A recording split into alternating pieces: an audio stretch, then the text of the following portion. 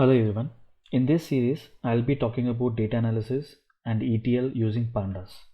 Now we'll try to understand what is Pandas, which is one of the widely used package in Python, right? So when you see this data, don't you feel like it's a table with some rows and columns? Yes.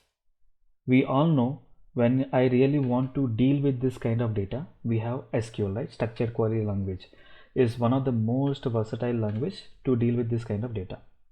But what if I say I can do it with the Python, whatever I can do with SQL, right? So whatever I can do in SQL, I can also do it using Python.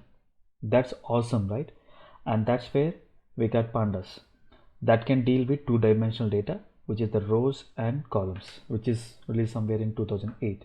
Now, I don't mean this Pandas, I mean this Pandas, import Pandas as PD. And you know what?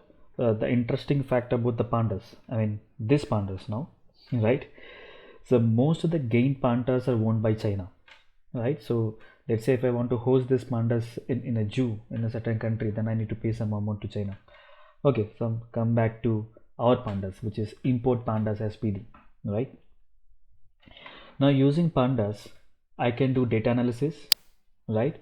Like whatever we are doing in SQL, and also I can do ETL, which is nothing but extraction, transformation, and loading.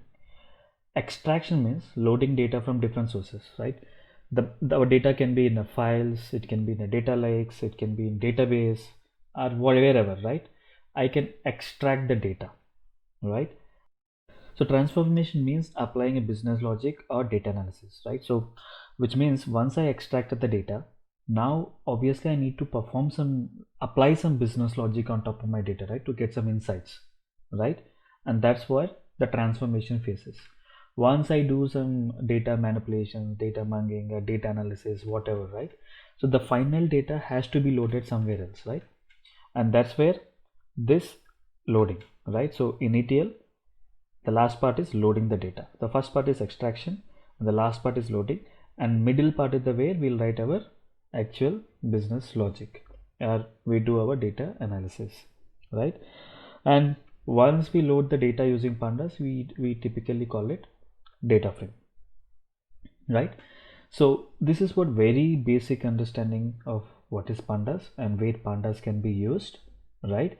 In our upcoming videos, we'll take some few examples and we'll see how to create a data frames, how to do data analysis, how to deal with the different file formats using Pandas, right?